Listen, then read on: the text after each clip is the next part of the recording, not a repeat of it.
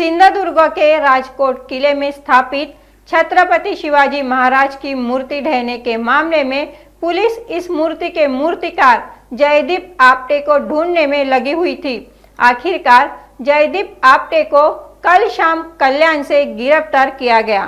राजकोट किले पर स्थापित छत्रपति शिवाजी महाराज की मूर्ति गिरने के बाद राज्य की जनता काफी गुस्से में है, तो वही विपक्ष ने इसे चुनावी मुद्दा बना लिया है। इस घटना के बाद मूर्ति के मूर्तिकार जयदीप आपटे को गिरफ्तार करने की मांग उठने लगी थी। आपटे के खिलाफ थाने में मामला भी दर्ज कराया गया। घटना वाले दिन से ही आपटे फरार थे। पुलिस ने उन्हें गिरफ्तार करने के लिए विभिन्न जांच टीमों का गठन किया।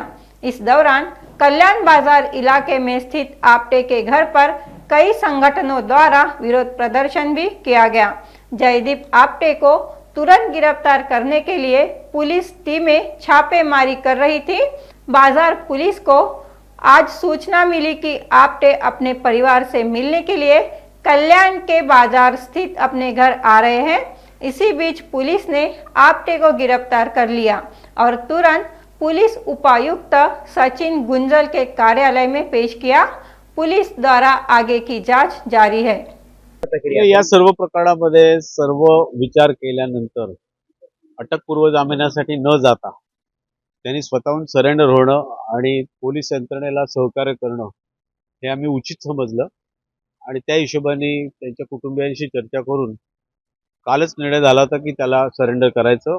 आज तो आला रे आला की बाजारपेठ पोलीस स्टेशनला येईल, स्वतःला सरेंडर करायचं इच्छा दर्शवेल तो आणि पुढची सगळी न्यायिक प्रक्रिया जी आहे ती होईल असं आजच आमचं दुपारी ठरलं होतं आणि त्यानुसार सगळं घडलेलं आहे। आणि ही काही चुकीची जी स्टोरी सांगितली जाते की तो काळोखात लपून जात होता कुटुंबात, ते सर्व साफ खोटं आहे। तपास यंत्रणेशी सहकार्य करणं, जे काही त्यांच्यावरती आरोप झालेले आहेत ते कसे निराधार आहेत हे सांगणं तपास यंत्रणेला आणि न्यायाला सामोरं जाणं न्यायालयाला हे आता आम्ही ठरवलेलं आहे। त्यामुळे आता त्याला मालवणला गेल्यानंतर त्याला उद्या मॅजिस्ट्रेट कोर्टापुढे हजर केला तर तेव्हा आम्ही तिथे हजर होऊ आणि जे काही योग्य युक्तिवाद करायचा तो केला जाईल त्याला।